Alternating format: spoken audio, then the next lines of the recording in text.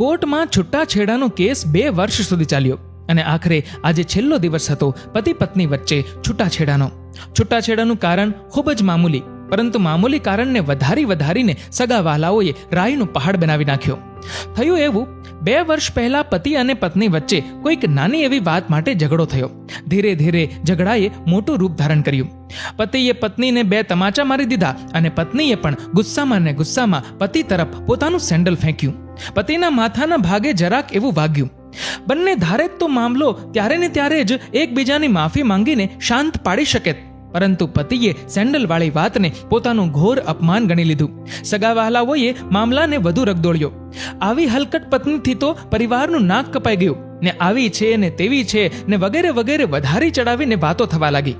કેટલાકે તો એવી સલાહ આપી કે આવી સ્ત્રીને તો ઘરમાં 2 મિનિટ પણ ના રખાય, એને તરત જ છૂટાછેડા આપી દેવાય. ખરાબ વાતો ચક્રવૃદ્ધિ વ્યાજની જેમ ઉછળે છે. બંને તરફ એકબીજા ઉપર ખૂબ આરોપો ઉછાળવામાં આવ્યા. એવું લાગી રહ્યું હતું જાણે બંને પક્ષના લોકો આરોપોના વોલીબોલની રમત રમી રહ્યા હતા. છોકરાવાળાએ છોકરીવાળા વિશે અને છોકરીવાળાએ છોકરાવાળા વિશે ઘણી ઉટપટાંગ વાતો કહી. અદાલતમાં કેસ દર્જ થયો. પતિએ પત્નીના કેરેક્ટરલેસ હોવા પર અને પત્નીએ દહેજ ઉત્પીડનનો મામલો દર્જ કરાવ્યો.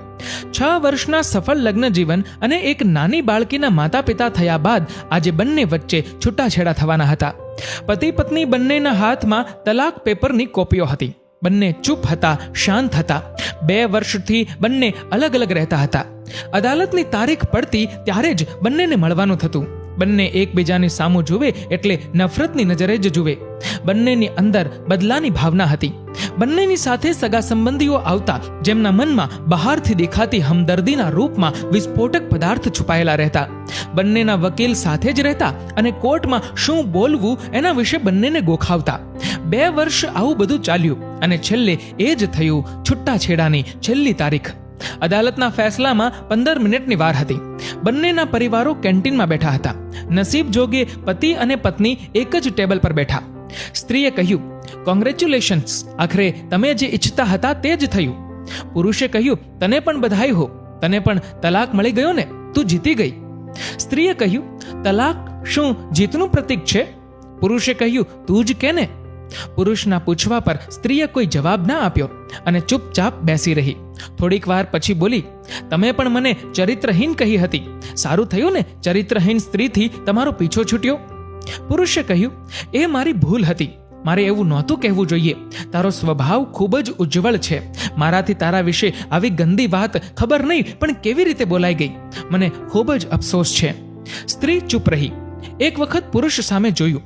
થોડી વાર ચૂપ રહ્યા પછી પુરુષે એક ઊંડો શ્વાસ લીધો અને કહ્યું, તે પણ મને દહેજનો લોભી કહ્યું હતું. મેં તો તારી પાસે ક્યારેય કશું માંગ્યું જ નથી.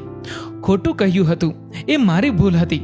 હું કંઈક બીજો આરોપ લગાવેત, પરંતુ પ્લાસ્ટિકના કપમાં ચા આવી. પત્નીએ વાત કરતા જ ચા ઉઠાવવા ગઈ તો થોડીક ચા હાથ ઉપર પડી અને મોંમાંથી નો અવાજ આવ્યો. પુરુષના મોઢેથી પણ ઓહ નો અવાજ આવ્યો. સ્ત્રીએ પુરુષની સામે જોયું અને પુરુષ સ્ત્રીની સામું જોતો જ રહી ગયો. તારો કમર દર્દ કેવો છે હવે? એવો ને એવો, ક્યારેક વિક્સ તો ક્યારેક મૂવ. સ્ત્રીએ પોતાની વાત પૂરી કરી. પણ તું કસરતય નથી કરતી, પુરુષે કહ્યું ને સ્ત્રી જરાક એવી હસી. તમારા અસ્થમાના શું હાલ છે? ફરીથી અટેક તો નથી આવતા ને? સ્ત્રીએ પૂછ્યું. અસ્થમા? ડોક્ટર સુરેશે કહ્યું છે આમ તો તમે નોર્મલ જ છો, પણ વધુ પડતા મેન્ટલ ટેન્શનના લીધે પ્રોબ્લેમ થાય છે. પંપ તો સાથે રાખો છો ને? સ્ત્રીએ ચિંતિત અવાજે પૂછ્યું. હા, આમ તો રાખું છું, પણ આજે જ ભૂલી ગયો. પુરુષે કહ્યું. એટલે જ આજે શ્વાસ થોડોક લડખડાઈ રહ્યો છે તમારો. સ્ત્રીએ હમદર્દ અવાજ સાથે કહ્યું. હા, કંઈક એના કારણે અને કંઈક. પુરુષ બોલતા અટકી ગયો. કંઈક આ બધા ટેન્શનના કારણે. સ્ત્રીએ વાત પૂરી કરી. પુરુષ થોડો સમય વિચારતો રહ્યો અને પછી કહ્યું, કોર્ટના આદેશ અનુસાર તને 4 લાખ રૂપિયા આપવાના થશે અને 6,000 રૂપિયા દર મહિને પણ. હા તો? સ્ત્રીએ પૂછ્યું. 4 લાખ રૂપિયા તો અત્યારે મારી પાસે નથી, પરંતુ બરોડામાં એક આપણો ફ્લેટ છે, એ હું તારા નામે કરી દઈશ. પુરુષે પોતાના મનની વાત પૂરી કરી. અરે, બરોડાવાળા ફ્લેટની કિંમત તો 20 લાખ રૂપિયા છે. મને તો ફક્ત 4 લાખ જ આપવાના છે. સ્ત્રીએ સ્પષ્ટ કર્યું. આપણી દીકરી મોટી થશે, 100 ખર્ચાઓ આવશે. પુરુષે કહ્યું. પણ એ તો તમે દર મહિને 6,000 રૂપિયા આપવાના જ છો ને, અને હું પણ પાછી નોકરીએ લાગી જઈશ. સ્ત્રીએ કહ્યું. સ્ત્રીના અવાજમાં જૂના સંબંધો જેવી જ હમદર્દી હતી. પુરુષ સ્ત્રીને જોતો જ રહી ગયો. મનમાં વિચારે છે, કેટલી સહૃદય અને સુંદર લાગી રહી હતી સામે બેઠેલી સ્ત્રી, જે એક સમયે પોતાના જીવનનો અભિન્ન અંગ હતી. મારું કેટલું ધ્યાન રાખતી, સ્ટીમ લેવા માટે પાણી ઉકાળીને જગમાં ભરી દેતી, ટાઈમે દવા આપતી, આખું ઘર ખૂબ જ વ્યવસ્થિત રાખતી, કોઈ પણ વસ્તુની કમી ન રહેવા દેતી, દર મહિને પોતાના પર્સનલ ખર્ચાઓમાંથી કંજૂસી કરતી અને એ પૈસા મારા દવાખાનાના બિલમાં ભરતી. બીજાની બીમારીઓનો કોણ એટલો ખ્યાલ રાખે છે? આ રાખતી. અને આટલું કર્યા પછી પણ ક્યારેય કોઈ પણ જાતનું અભિમાન કે ઘમંડ ના રાખતી. અને બદલામાં મેં શું આપ્યું? સગા વહાલાઓના કહેવાથી બિચારી પર ચરિત્રહીનનો ટેગ લગાવી દીધો. મારી આવી હરકત પર મને મારી જાત પર ધિક્કાર છે. બંને ચૂપ હતા, દુનિયાના તમામ અવાજોથી મુક્ત, ખામોશ.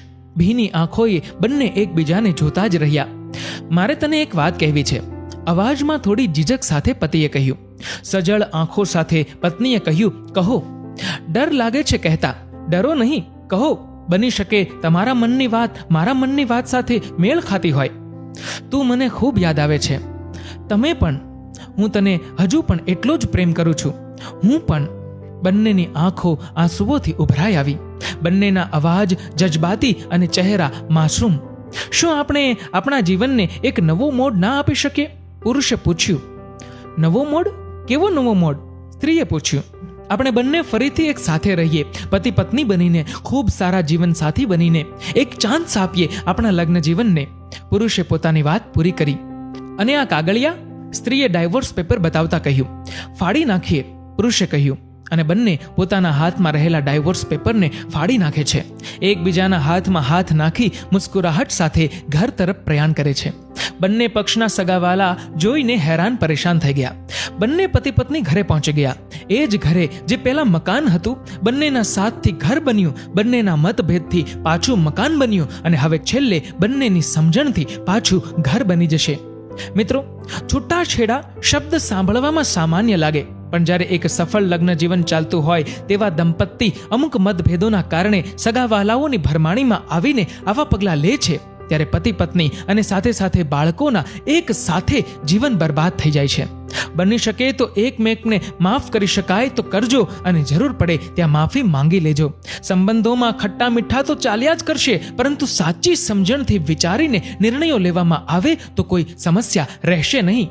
મિત્રો, આ વિડીયો વિશે તમારું શું કહેવું છે? નીચે કમેન્ટ કરીને જરૂરથી જણાવજો. અને મિત્રો, આ વિડીયો ગમ્યો હોય તો વિડીયોને લાઈક કરજો, વધુમાં વધુ લોકો સાથે શેર કરજો, અને આવા જ બીજા પ્રેરણાદાયી વિડીયોઝ જોવા માટે સબસ્ક્રાઇબ કરો અમારી યુટ્યુબ ચેનલને, અને ફેસબુક પર ફોલો કરો અમારા પેજને. ધન્યવાદ.